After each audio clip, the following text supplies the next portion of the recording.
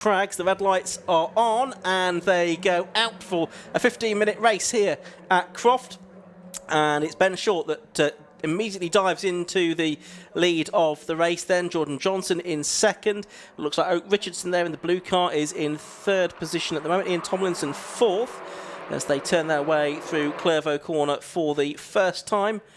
15-minute race should get about 9 laps out of this, all being well, to round out the day's action here at Croft Circuit. And of course, earlier on today, it was Ben Short that took the win from Jordan Johnson and Ian Tomlinson. But that's the 47 car, that's Stephen Craggs, isn't it? Missing the chicane on the first lap. So Ben Short well out into the lead. We might expect it, but Jordan Johnson's got his mirrors full of Oak Richardson and Ian Tomlinson. Richardson able to jump Tomlinson off the line, and these three had a very close battle for second place in the earlier race today, and it looks like it's going to be more of the same as Ben Short looks like he'll just start stretching his legs a little bit, but not absolutely running away with it at the early stages of this second race. Of course, we've got the reverse grid race to come tomorrow as well. Yeah, we have Tomlinson looking to get his podium spot back from Oak Richardson, and the real battle earlier really was between Tomlinson and Johnson, the reigning champion in the MX5 Cup. It was Johnson making an absolutely outrageous manoeuvre around the outside of Jim Clark S's on Tomlinson to take second place away. That was very much the highlight of the race. It certainly was. Are we going to see anything like that in this one? We wonder. Well, Jordan Johnson, of course, is in a better position this time, is in second place behind the leader Ben Short, under 1 second between them at the end of the first lap as this big field of Massimo MX5s, the 1.6 litre roadsters stream across the line. These cars from the late 1980s and early 1990s primarily, around 30 years old now, if not more.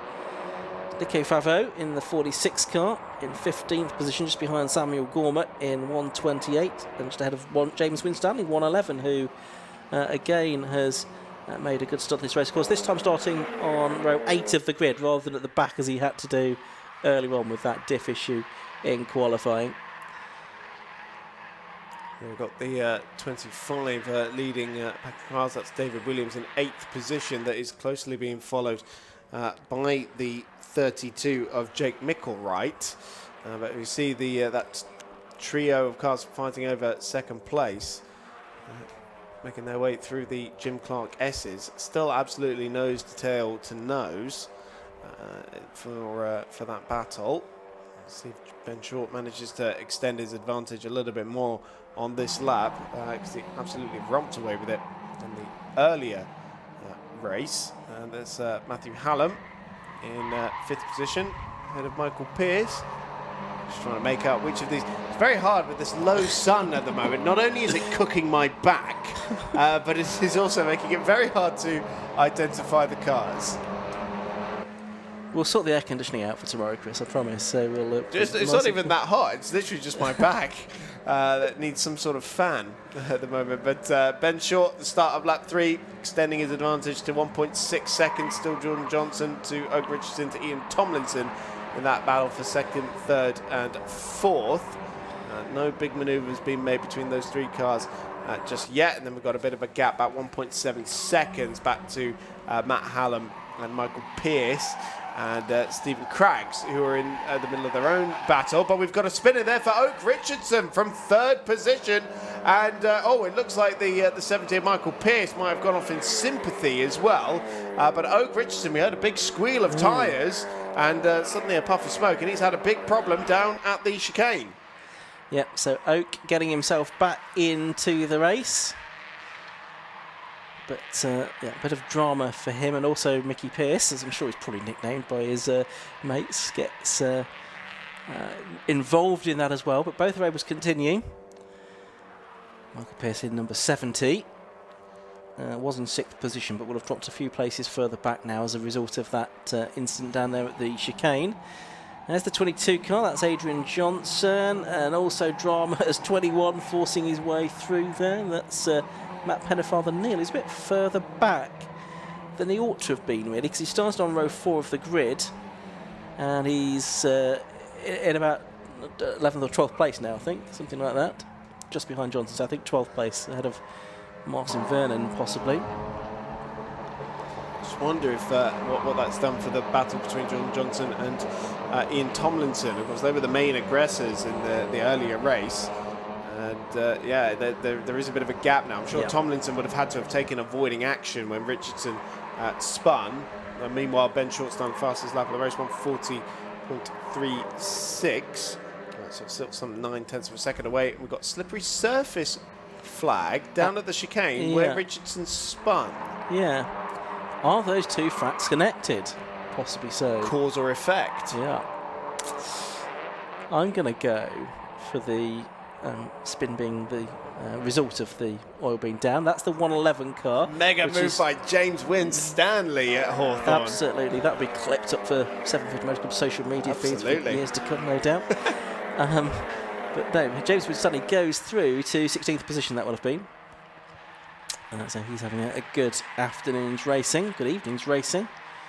Short leading by 2.9 seconds at the end of 3 laps, and then it's a similar gap back from Jordan Johnson to Ian Tomlinson in 3rd place at the moment. Matt Hallam is 4th, about 2nd behind Tomlinson.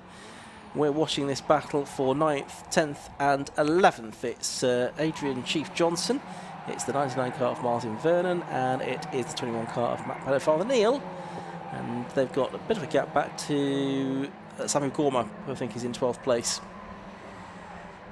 Yeah, it looks to be that way. All pretty fair as they go into the complex, although we had Father Neil looking around the outside, and now looking to the inside of the right-hander on Martin Vernon. They're going to go side by side into the hairpin. It'll be Vernon with the line, but a lock up, and that invites the 128 car to try and get up the inside. That's Samuel Gorma, and he might try and get one of them, could get 2 of them. Oak Richardson trying to get places back as well.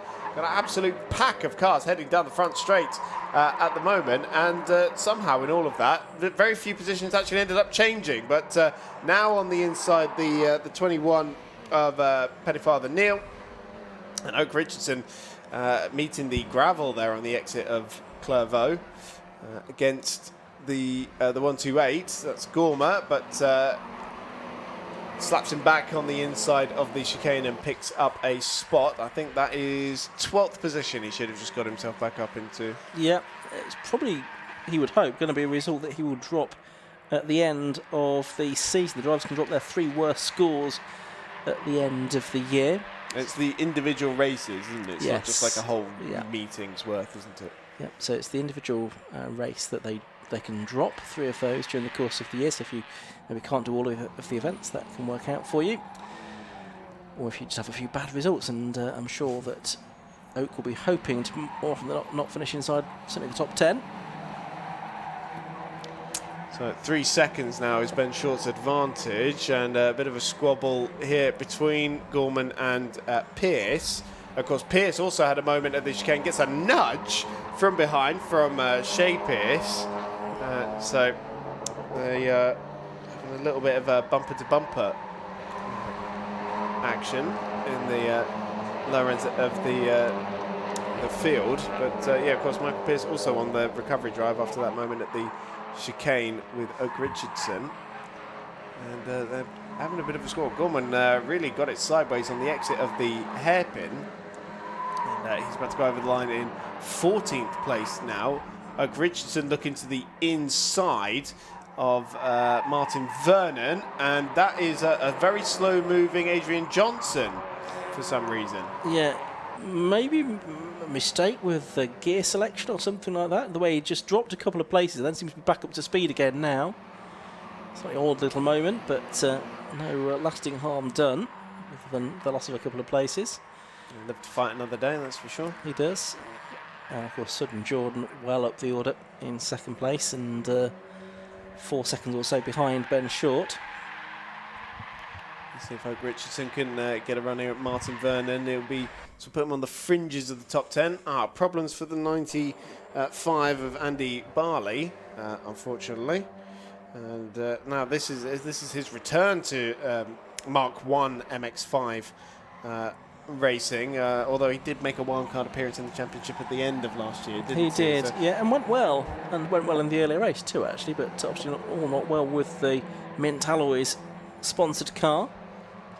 Which is in no way a representation of the brand itself. Must No, be. absolutely not. So now James Winstanley is looking at the back of Michael Pearce, and that must be for a place in the top 15 in that red 111 car. A dive up the inside. You can see he was definitely later on the brakes because we can see it from the brake lights, and he is going to make that move work because he has got just as in his nose just in front.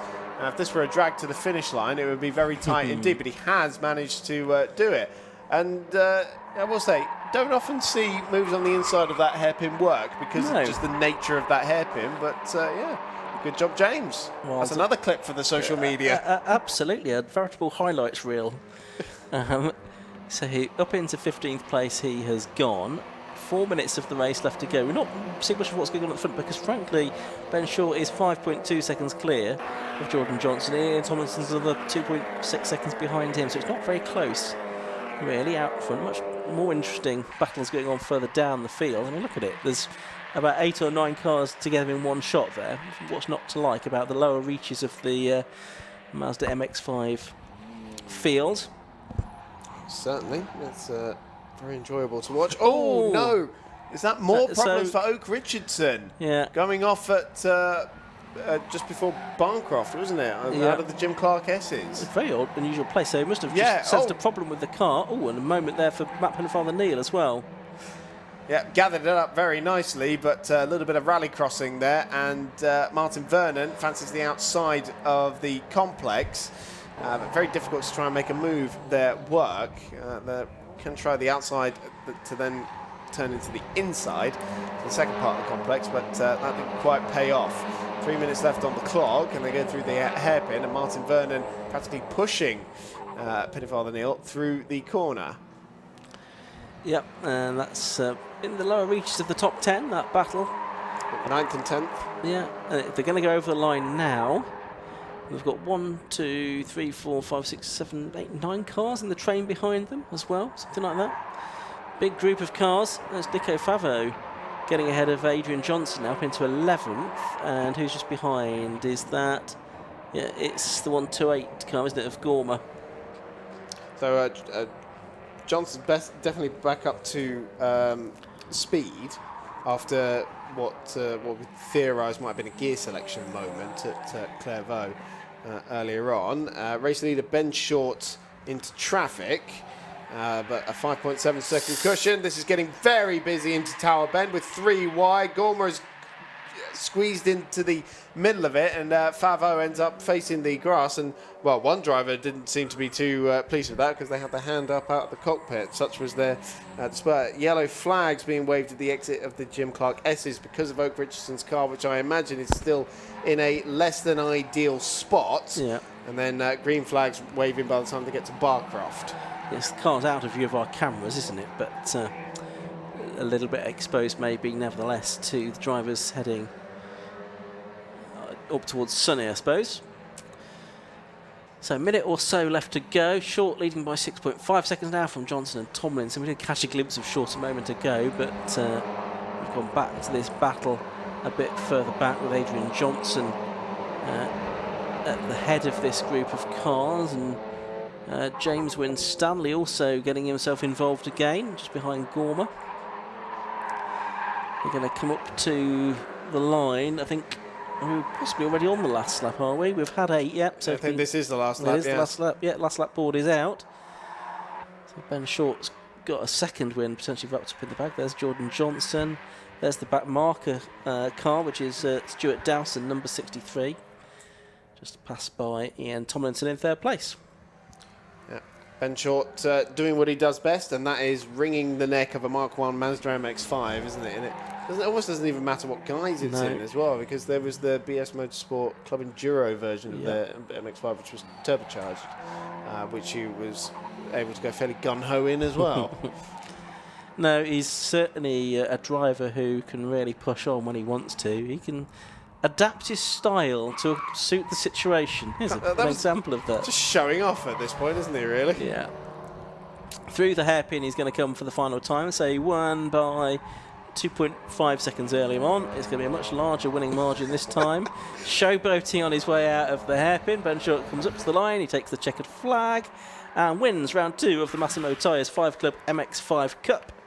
Second place, quite some time later, is going to be Jordan Johnson, and third is going to be Ian Tomlinson. We're watching this battle between Sam Gorman and James Winstanley, who's going to try and attack. Is he into the complex for the final time? This is for 12th place. We've got Adrian Johnson just ahead of them as well. So 11th, 12th, 13th we've got here. And 14th being Michael Pearce after his incident earlier on. Winstanley tried to go around the outside, though he might have left the door open on the inside, though, for Michael Pearce. Let's have a look as they're going to come up to the line. I think Winstanley's going to hold on, yes he is, to 13th place. And an excellent drive that from Ben Short to take victory. Some good battles all the way down the order as well. And fantastically close again for ninth position, as Pennyfather Neil and Matt Vernon were separated by only 18 thousandths of a second in their battle for ninth. So fantastic stuff once again. Oh, actually, no, that's just changed, actually. Literally, right after I said it, it's changed on the timing order. Yeah, Pennyfather Neil's still ahead, but it's showing as an absolute dead heat now. Oh, okay. 0.000 is what I'm seeing on there. Yeah, I'm seeing that as well. Let's have a look at the results on screen. 71 Ben Short it is that took the win. 9 laps completed for him. In number 71, he was 7.746 seconds clear of number 1, Jordan Johnson, in second place. Third was number 9, Ian Tomlinson. Fourth was number 44, Matthew Hallam. Fifth, 47, Stephen Craggs. Sixth was 25, David Williams. Seventh, 32, Jake Mickelwright. Eighth, 72, Matthew Short. Ninth, number 99, Martin Vernon. 10th, 21, Matthew Pennyfather Neil. 11th, 22, Adrian Johnson. 12th, 128, Sam Gorman. 13th, 111, James Winstanley. 14th, 70, Michael Pearce. Then Nico Fafo, Stephen Robinson, Mary Barnard, Andrew Robinson, Paul Barnard, and Steve Quenby rounding out the top 20. And then we have just a couple more finishers. Philip Barrett, Neil Burrows, and then we get into the retirements. So that's all of the racing here today at Croft. We'll hand down to Yusuf in just a moment, but we will remind you that we're back tomorrow at 12 o'clock. There's qualifying for the Tiki World Club Enduro Championship, followed by 7 more races, including the 150-minute race for the Tiki World Club Enduro Championship. But there's low-cost classic stock catch, Sports 1000, more MX5s, and Alphas and all-comers. That's all coming up tomorrow. Good day in prospect, Chris. Absolutely, especially after the earlier classic stock catch race. I'm looking forward for another bout between Stuart Place and Pip Hammond. I'm looking forward to you teaming up with Paul Thorpe to commentate on that. That's going to be. You might need to turn the volume down just for that one. Just change your pre-settings on there. No, I do love how energetic Paul can be, but yeah, no, it's a fantastic bill of championships for this weekend, isn't it? Okay, well, I think that's just about it from Chris and me up in the box. Thanks to all of the marshals for all of their very hard work today, and of course all of the other officials of the 750 Motor Club. But the marshals in particular, we couldn't do it without them. So let's head down to Yusuf Bin Tel for the final time today to speak to the top 3 in the Mazda race. Our final race of the day and our final winner of the day, Ben Short, making it 2 out of 2. Not a bad way to start the season. No, not bad at all. We're still learning this new tyre, and lads made a couple of changes at BS Motorsport to make the tyre last the whole way through the race. In fact, it was seemed to be as strong on the last lap as it was at the start. So yeah, car's perfect, really, absolutely perfect.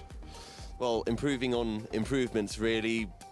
You're off to Silverstone for the next round, so feeling confident for that? Yeah, it's Thruxton, I think. Oh, sorry, Thruxton. There we go. Thruxton, yeah, that's our local track. So we got hopefully lots of friends and guests coming, and we've got a really busy awning for that meeting. So I'm looking forward to that, and it'll only be a 20-minute drive home, so that'd be cool. Not a bad one. You can get a few track days in beforehand as well. Yeah, we've already been doing that. Well, congratulations again on the double win, and we'll see you at Thruxton. Yeah, brilliant, and thank you for all the marshals for your efforts today, and well done to these guys. Cheers, thank you. Right, we'll move on to our second place driver, Jordan Johnson. Jordan, second again. Do you think that you're pretty much at the pace, or is there a little bit more to find in the garage? There's definitely a little bit more to find, yeah. Just little mistakes. If you lose the toe in these cars, it's very hard to make it back up, especially with somebody like Ben, who himself doesn't really make many mistakes. So, yeah, I don't quite know. I think Oak slipped on the oil because we could have potentially had a nice little battle again there, but that sort of ended it all. And, yeah, we were just driving around on our own from then, so it was a bit boring, really. Well, you mentioned the slipstream. Thruxton next. Slipstream's definitely a bit important over there. Yeah, it's going to be a bit of a mad one with the MX5s. It'll be bumper to bumper, and yeah, not an inch given, I'd imagine. So yeah, looking forward to it. Well, 2 seconds. Congratulations, and we'll see you for Thruxton. Thank you very much. Right, and our final driver to chat to is our third place finisher, Ian Tomlinson. Ian, again, looked to be a pretty decent battle with Jordan, but towards the end of the race, you kind of all just had your own little gap. Yeah, well, we'd sort of been close together, and then Oak, I think he slipped off on some oil, and I had to back off to avoid him, and I lost Jordan. He was just a bit too far ahead for me to get near him, so yeah, it was a bit lonely from there on, really. But, we heard from Jordan just how important it is to be in the slipstream and with a field that is as close as it is. If you make that one little mistake and you kind of fall out of that toe, how difficult is it to catch back up? Yeah, well, that was my problem, because I was behind Oak and I had a good toe, so I was catching him on the straights, and I didn't want to battle too early and you know, lose these two. And so I thought, well, we'll just leave it towards the end of the race and then go for it. And I was going to try and use the slipstream to pass, but yeah, once I'd lost the slipstream, I knew it was over, really. So. Got any ideas to change up for the car ahead of Thruxton? I don't know, really. Thruxton's probably not going to be great for me, because my engine doesn't seem to be the strongest one out there, and it's a quick track. So, yeah, I don't really know what I can do there. Just try and get in the mix and get my elbows out, maybe. Well, best of luck for Thruxton, and congrats on a second podium for the day. Great, thanks very much. Thank you. Right, that does round up all of our racing here at Croft Circuit for today. Make sure you tune in tomorrow at 10 AM for day 2 of the action here at the 750 Motor Club.